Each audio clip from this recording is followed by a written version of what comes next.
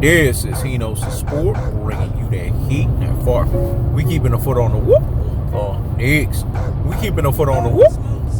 Niggas. And like the Tibetan master that I am, I'm applying whoop. Unlimited pressure. Because pressure does what? Eat versus pipes. Let's talk about it, man. This is going to be 2-part video in one situation. You know, we don't do this often, but when we do it, you know, we go in.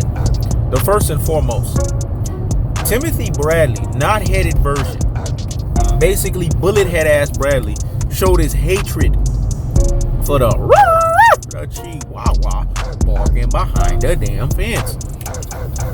He Knows the Sport told you guys, man, that Terrence Crawford is a Negro that's missing a bunch of fucking screws. He's missing a few fucking screws. And the reason why He Knows the Sport says this is because the guy who he befriended, the guy that he thought had his back, turned against him. This is very prevalent in the black community fan base. This is very prevalent amongst black folks. They turn against each other because there is 500 plus years of Jim Crow laws that have been enacted and put in place where black folks, they conquer and divide. They turn on each other. This happened with Kunta Kinte, right? When Kunta Kinte was trying to exercise his right of showing his African king lineage, his own, basically outed him. Because, you know, it was the house nigga to field nigga mindset. This is the first time that we get the iteration of a house to field nigga. And Kunta Kinte does exist because when I was in, you know, in Senegal and these areas, the Gambia and all of this stuff, they talked about it. They said that Kunta Kinte was an actual being, was an actual figure. So he actually existed. So the bottom line is, when we sit here and we ask ourselves underlying questions and underlying truth, what we tell ourselves with Terrence Crawford is he's nothing but a Chihuahua barking behind the damn fence. Terrence Crawford got played by Timothy Knothead, or aka Bullethead Bradley. Now he's sitting here. This was the same Knothead and Bullethead iteration of a Timothy Bradley that told you that the Chihuahua barking behind the damn fence, that he could stop Errol the True Spence. That Errol the True Spence is ducking him. That Errol the True Spence is not the truth. But yet he said that Manny Pacquiao is going to give Terrence Crawford problems. Manny Pacquiao is a dangerous fight for the Chihuahua walking behind the damn fence. Why isn't he keeping that same energy, dog? Let me say it again. Why isn't he keeping that same energy, dog, for Terrence Crawford to stop, to punish, to bulldoze Manny fucking Pacquiao, the AARP iteration? It's because Terrence Crawford fought Manny Pacquiao. See, you guys have to understand, Terrence Crawford was always about ensuring that he shitted on Terrence Crawford. Timothy Bradley didn't give 2 flying fucks about Terrence Crawford. There's these so-called black friends that befriend you, and the reason why they befriend you is so that they can manipulate you. They befriend you so that they can figure out how to beguile betwixt and therefore and thereby bamboozle you. This is what Timothy Bradley was able to do to the Chihuahua walking behind the damn fence. He doesn't have an authentic relationship like Andre Ward has with Terrence Crawford. Andre Ward has an authentic relationship with Terrence Crawford, and he has an authentic relationship with Errol the True Spence. These guys respect Andre Ward. Andre Ward is just who he is. This is why I fucks with Andre Ward, and I don't give a fucking motherfucker say he's half white. See, that shit don't impress me. The part that you guys got motherfuckers gotta understand is he's also half fucking black, and the half black part of him always enacts itself. It always ingratiates itself. It always damn near and therefore and thereby pushes itself to an ultimate level to where Andre Ward is always going to be that dude that's going to give you that real shit. You know, that ether, that shit that make your soul burn slow. He's always going to tell you where you stand. He's always going to tell you your truest and your most properest levels. And to him, he don't know who's going to win between Errol the True Spence and Terrence Crawford. But that's his position. But he's always been consistent and authentic with that position. But Terrence Crawford gave you the impression that he's all about the Chihuahua walking behind the damn fence and Terrence Crawford. But then when it comes to Manny Pacquiao, because he fought Manny Pacquiao. See, this is what we call not wanting your brethren to do better than you, this is something in the black community fan base that exists. This is something that exists amongst blacks. We know this to be true because it's in the fucking community. If I do something, I'm jealous and envious because you're about to do it. I don't want you to do this shit better than me. This is why Terrence Crawford, the Chihuahua, barking behind the damn fence, was hating on Gervonta Tank Davis because he didn't want Gervonta Tank Davis to have a better performance than him in the Curious Gamboa fight. Well, this is the same thing with Timothy Knothead, or aka Bullet Head ass fucking Bradley. He doesn't want the Chihuahua barking behind the damn fence and Terrence Crawford to perform better than him. He doesn't want him to have a more emphatic victory. And see, we weren't going to see the chickens coming to roost until this fight actually happened. Because Timothy Bradley kept a certain position about the Chihuahua barking behind the damn fence in Terrence Crawford. But all of a sudden, he riggarooed, he switcherooed. He basically switched that shit up. This is what happens. This is what's prevalent in our black community fan base, in our black fan base, in our black community. Folks are jealous and envious of one another, so they switcheroo on their ass. They riggaroo on their ass. They switch it up on their ass. This is what Timothy Knothead, or aka Bullethead Bradley, is showing. He's basically showing the fruits that he bared from day one against Terrence Crawford. The Chihuahua walking behind the damn fence. This is why Terrence Crawford is a Negro that's missing a few fucking screws. This is why in his Omaha, Nebraskan ways, Timothy Knothead, or aka Bullethead ass Bradley, was able to play his ass. And he's playing him like a fucking flute. Just like the AARP retirement Pac-Man style, and i.e. Manny Pacquiao played Terrence Crawford. The Chihuahua walking behind the damn fence. That's the cold parted. That's the underdog rated. That's the cutthroat truth teller fashion. Now let's get to the second part of this. James Toney said that Errol the True Spence can't even spell fight, let alone be able to be in the ring with the Chihuahua barking behind the damn fence. So hold up. The motherfucker that's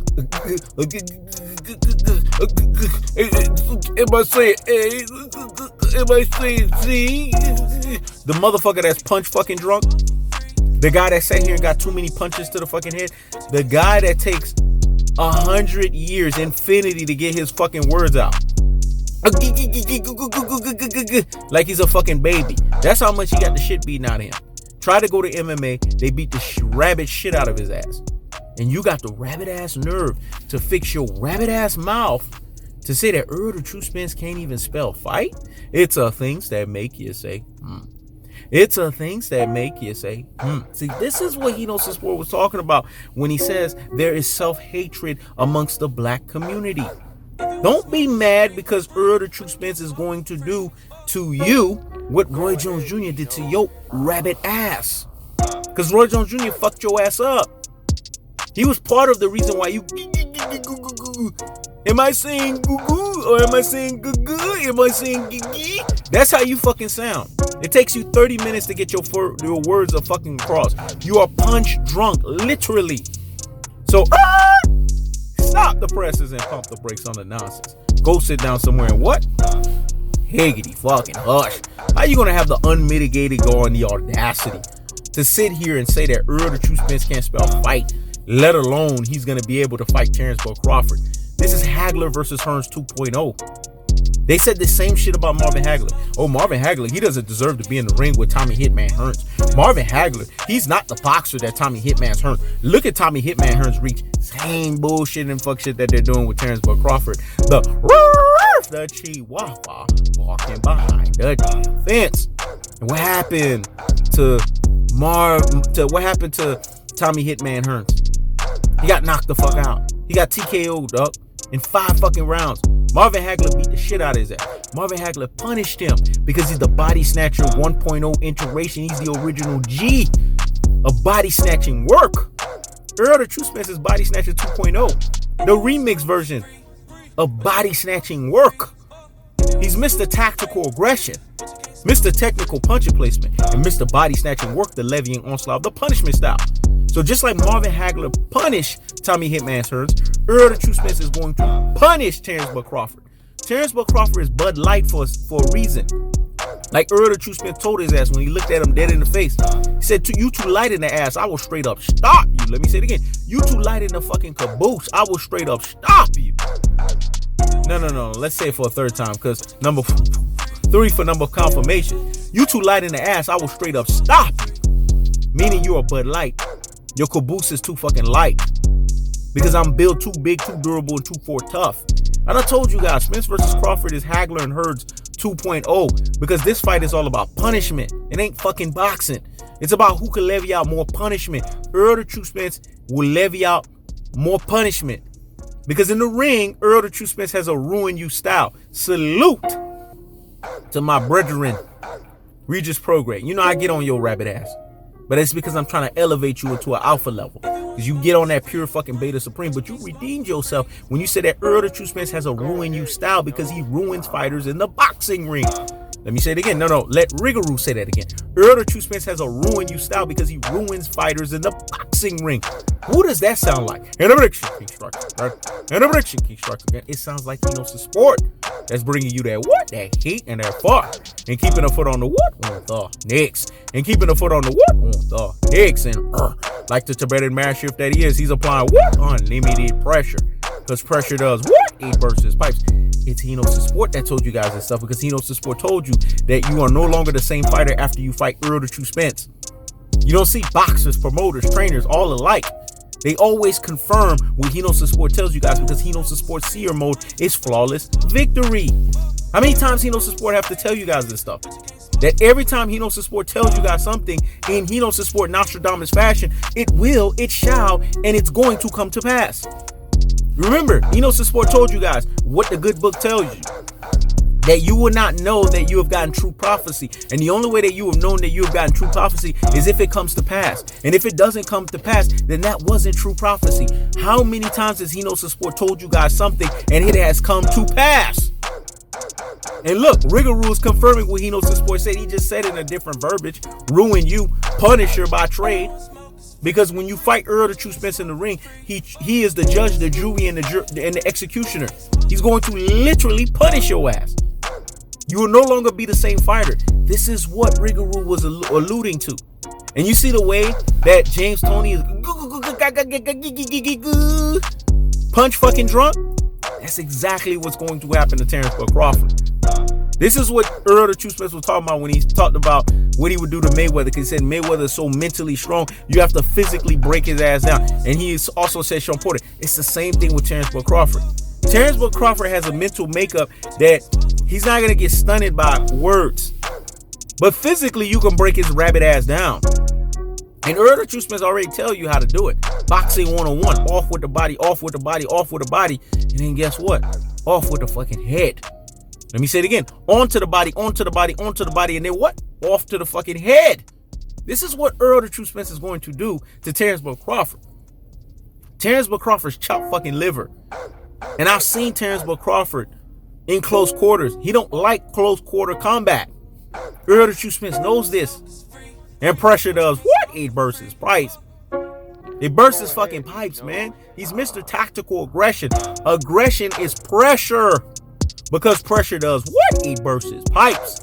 So when James Toney, unqualified, unverified, unconfirmed, punch drunkard, because he's taking too many fucking punches to the head, tells you that Errol Spence can't spell fight, well, motherfucker, can you spell fight? I guarantee you can. And if you actually do spell fight, it'll take you 30 minutes before you can regurgitate the fucking words out. That's how much punch drunk you are. So, stop the presses and pump the brakes on the nonsense. Go sit down somewhere and what? Higgity fucking hush.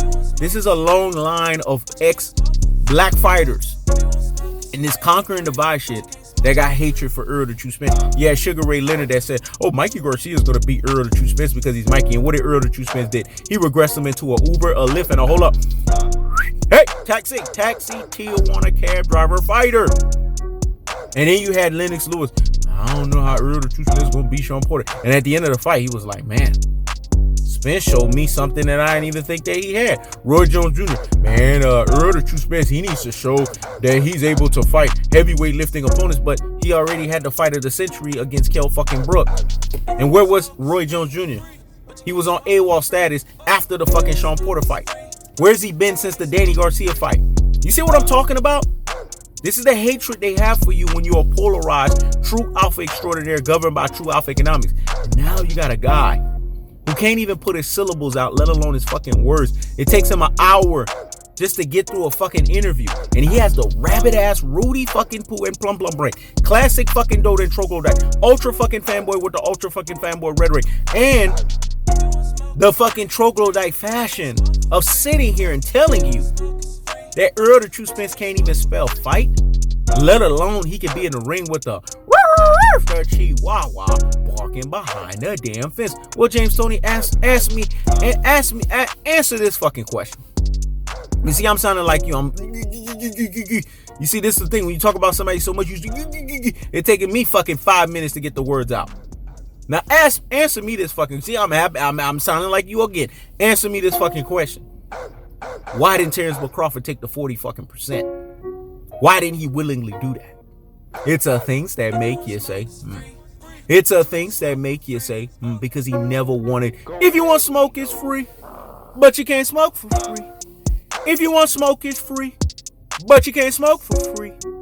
If you want smoke, it's free, but you can't smoke for free. If you want smoke, it's free, but you can't smoke for free. He never wanted Free Smoke Jr. because he knew that smoke was free.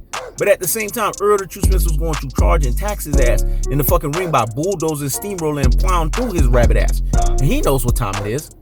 That's why he doesn't want that fight. That's why he didn't sign with Al Heyman in them when he was a free fucking agent, because he knew his ass would have been thrown out into the fire and he would have been tested to know if he was Bud Crawford or if he was Bud Fraudford, if he was Bud Dumford, if he was Dud Crawford, or he was what he was, a Bud fucking Omaha fucking Nebraskan.